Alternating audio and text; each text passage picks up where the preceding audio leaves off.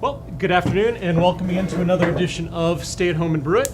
My name is Jeff Perot, and today we're going to do something a little different. We're going to show you the Grainfather, the new Grainfather, the Grainfather G70. As you can see from some of the things around me, we've got some of the parts already out, and this is huge. This thing is really big. We actually got it yesterday and unboxed it, and we joked that we probably should have had the unboxing live on online for you. But it's an interesting unit. So basically, what the makers of Grainfather have done is they've taken the Grainfather as many of us know it and essentially made it bigger, with the idea of being able to make much bigger batches.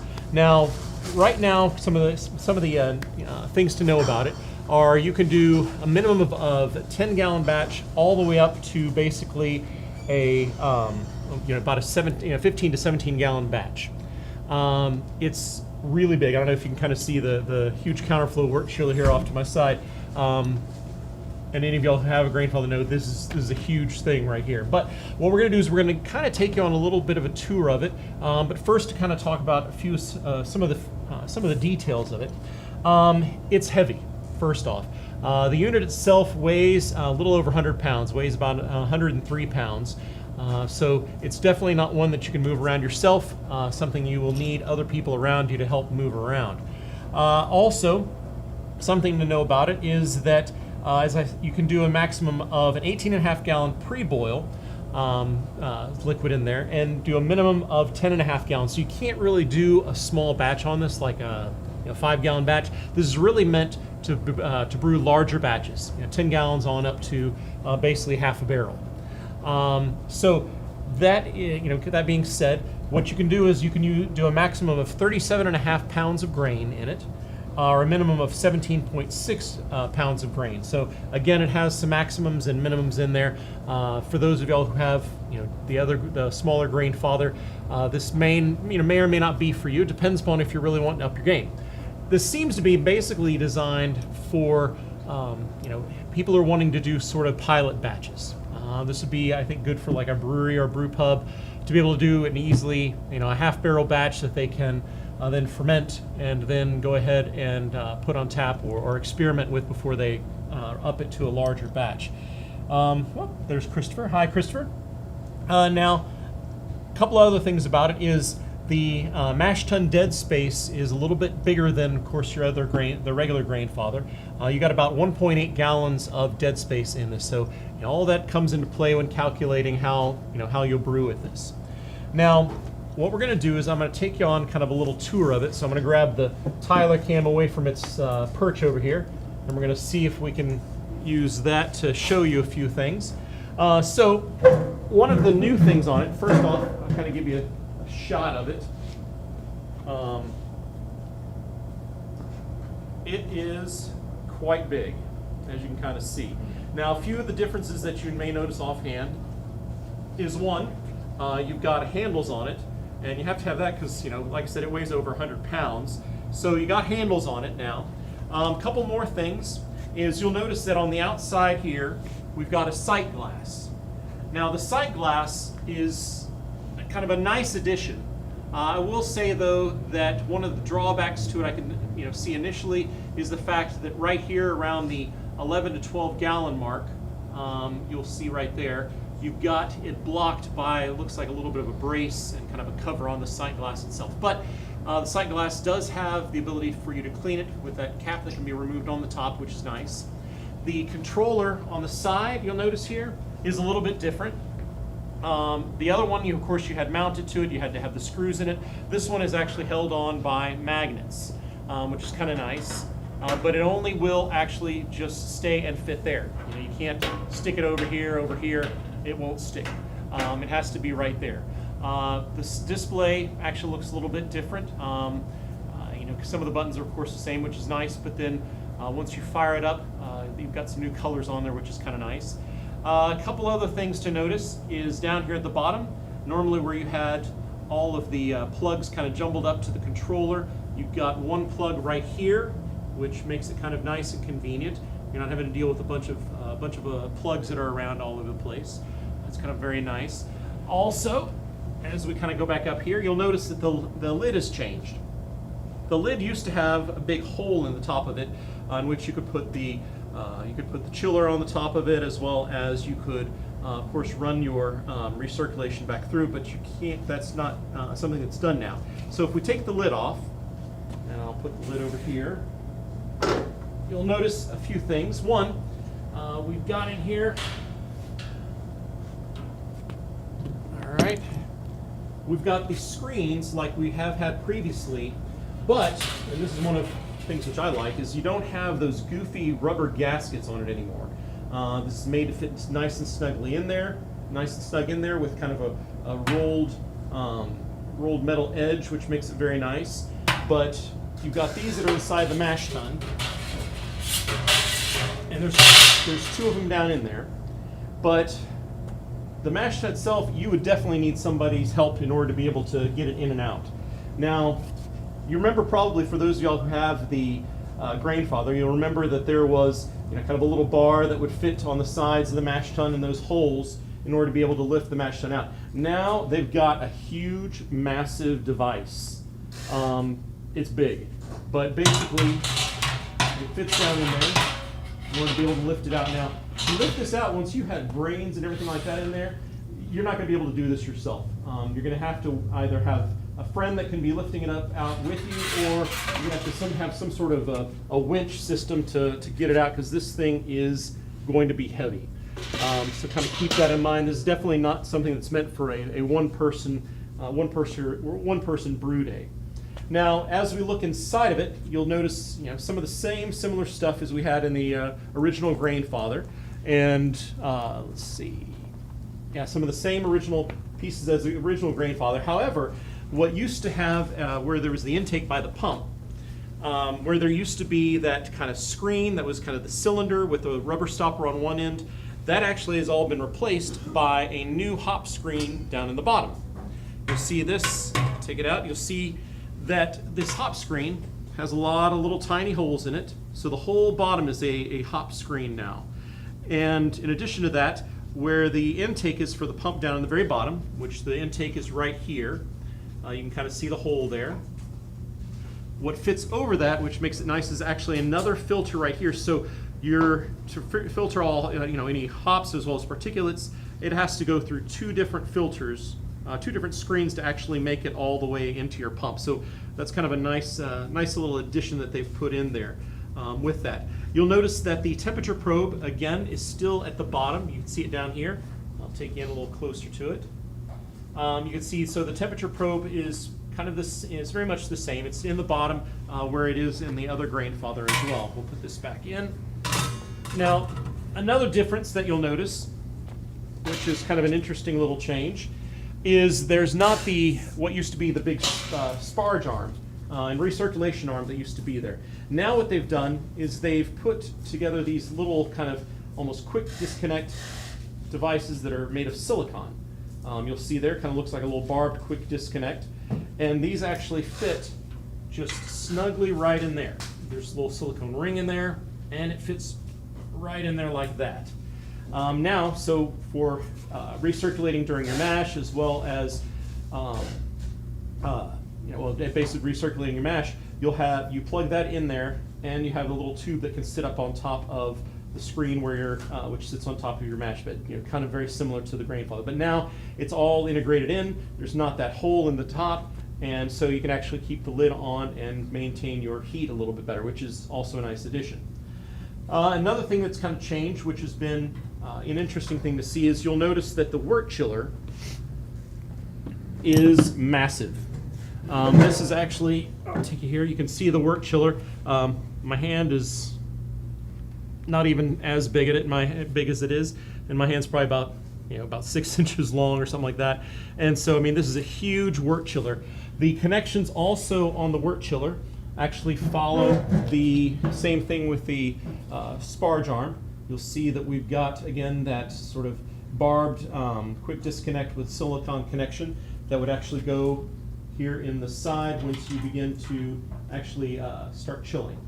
So a couple of little nice additions there. Now, what's going to be a little awkward is, of course, where you place the chiller. There's not really a good place to place the chiller anymore, and since if you can't do it on the top, it doesn't really rest on the lid very well. So you kind of need to be able to find a place around close by to put it on. Let's see. Okay, we just have a few people going on there. Hello. Hi, Gene. Got two Genes. And so that's a little bit different. You'll notice also some of the similar parts. You'll see over here with some of the same parts that fit inside the other Grainfather for helping during your recirculating of your mash. Some of these little attachments and stuff. Another nice thing that they've done is they've actually put in a little bag of spare parts. That's really nice. So if you have some problems, you already have some of the spare parts, and so you can get to those pretty easily and quickly without having to make a last-minute run to the store. Now, going back over here to the Grainfather, you'll notice another kind of difference is that we've got, now you'll have two different ways that you can actually get your wort off of the Grainfather, or get your wort out of the Grainfather. Either you can put it through, of course, the chiller, as it has right there, or there's also a little spigot at the bottom that you can use, which is a new addition, and kind of a nice little addition. If you want to be able to pull off there, you definitely can. Now, this unit is a little more expensive than the original Grainfather. This unit retails for, and luckily I have Austin in the back. Austin, how much is this Grainfather going for? $2,000. Okay, this one is going for around about $2,000. So, I'm sorry? Okay, $1998. So yeah, you might as well just say it's $2,000. So definitely more expensive. Also, something to keep in mind if you're deciding about this is that you've got a different power connection. So it's not going to just fit your, sorry, I have to get the camera better. It's not going to fit just your regular outlet. So this is, I think, a 240 connection. And so you're going to have to take that into account, that it's going to take a different power supply, or different kind of power supply. It looks like they've amped up the switch a little bit there. Some of y'all knew the Grainfather was a little tiny switch, but we got a big old switch right there now. So that's a little bit of a different thing, and you'll have to keep that in mind if you're wanting to go ahead and get your hands on one of these. Now, as we're going back over here, let's see. All right, let's see. Could you boil with the wort chiller installed? Let's see. I'm going to put the Tyler cam back here real quick. Okay. All right. So let's see. I had Robert ask, can you boil with the wort chiller installed? You can. In fact, they recommend that towards the end of your boil, you start pumping the wort through the chiller in order to sterilize the chiller. And that's kind of the same thing as they did with the other Grainfather. And so that would be something you'd want to be able to do. And yes, you can boil with that. I wouldn't want to keep it on during the entire boil. I don't think I'd recommend doing that, just because it's kind of unnecessary, and two, it's going to take longer to keep your boil up. And as soon as you start running through this, it does drop the temperature of your boil, and so that's something to always kind of keep in mind. So let's see, getting into a whole rims price range. Okay, so yeah, it is not exactly cheap, but if it is something that is very nice, a couple of the features that are also nice on it that are new. Many of y'all are familiar with the original Grainfather that had Bluetooth connectivity. This has not only Bluetooth, but it actually has Wi-Fi connectivity, which is also a very nice thing to have. So kind of keep that in mind. That's a nice little addition to it. Now, let's see. Oh, sure thing, Robert. So the Grainfather G70 is quite a huge thing. It is huge. Very large. It is not necessarily for the person who's just getting into brewing. This would be for someone who is wanting to make larger batches. It could be something for doing test batches or pilot batches on a small brewery or brew pub level, or for one of y'all who just has, you've been collecting up your stimulus checks and you want to start doing only 10-gallon batches and larger. So that'd be a lot. But we do have it now here at Texas Brewing, and so if you would like to purchase it, it is available. Now, along those lines, if once we open up, you'll be able to come in and take a look at it, get a little closer closer look at it, and we're hoping to be able to do that soon. We don't have an exact date yet, but we're working hard to try and get the showroom ready for y'all and get everything set so that we can welcome y'all in. And let's see, I don't see any other questions. Yep, Gene, it is definitely a nice setup. But you better nip that in the bud right now. No. What? Not getting a G70. It's a nice setup. No, it's a different Gene. There's 2 Genes in there right now. Tell him get a 2-man brew team. Oh, and Chuck is asking, is that my order getting packed to ship to Georgia? Actually, Chuck, not. You're already done, Chuck. Yeah. I think we have all orders done. So. Chuck, your order's done. We're just waiting for the UPS guy to come and pick it up and take it to you in Georgia. So with that, I don't know if we have any other questions about the G70, but it's definitely a very, very nice system, one which could be very useful for those of y'all who are wanting to do some bigger batches. And so Chuck, if you want to, I mean, we can send this to you in Georgia as well if you want to add that to your next order. We'll be happy to sell it to you. But anyway, with that, let's see. Okay, and then the other Gene, my Gene, says, it seems like the cost difference would be worth it in the long run. I think in a lot of ways it probably would be. I mean, you are, especially if you're going to be making the bigger batches and using it as a pilot system. For any of y'all who know out there, as you start putting together large pilot systems, it's easy to spend a couple of grand without even blinking an eye. So the price is reasonable, I think, in many ways for what you're getting, and I think it's a good system. I mean, a few drawbacks here and there, but they've done some improvements on it. One thing I forgot to mention that I found out was, unlike the old Grainfather, where the heating element only covered a small portion of the base, this one actually has a conical-shaped inside base underneath the hop filter. And the heating element covers about 80, or maybe a little over 80% of the area of that conical base. So you're definitely going to be able to get better heating, get to a boil a little bit quicker, and maintain your temperature, which is very helpful when doing a large mash like this. And let's see. Oh, okay. Gene is going to see if Miss Santa will approve this for a Christmas gift. Yes. I hope she will for you. We'll see what happens. Not only that, but Father's Day is coming up, so. Oh, there you go. Tell Miss Santa for Father's Day. You might want to slide that one in. There you go. That's for you, Gene Harrison. All right. Well, so this has been a little bit of a different episode, a little briefer episode. But if you have any questions about the G70, you want to know any more information about it, feel free to contact us here at Texas Brewing, and we'll be happy to talk to you about it, as well as maybe if you need to see more pictures of it or something like that, we can do it. Gene Harrison says she does not get tired of helping drag full pots of hot wort all over the place. I bet. She's gonna love lifting this grain bed. But then my Gene wants to talk to your Gene and about being Miss Santa.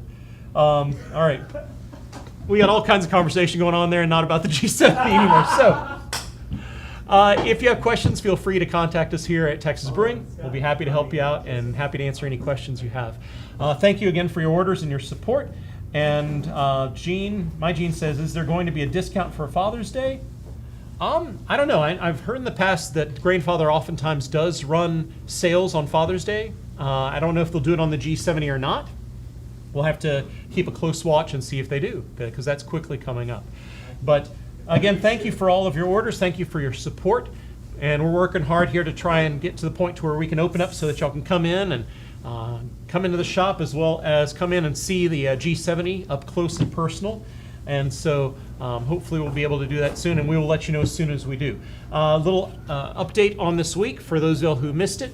Tomorrow we are doing our style spotlight. We're going to be covering American Pale Ales. So I'll have the infamous, which means more than famous, Brock Torngon here with me, and he will be helping with will be helping me as we go through the style highlight or style spotlight of the American Pale Ale. So stay tuned and tune in tomorrow for some info on that, and we'll be happy to help you out with that. So again, thank you for everything you'll do, your business, your support, and for watching. And y'all stay safe, stay at home, and brew.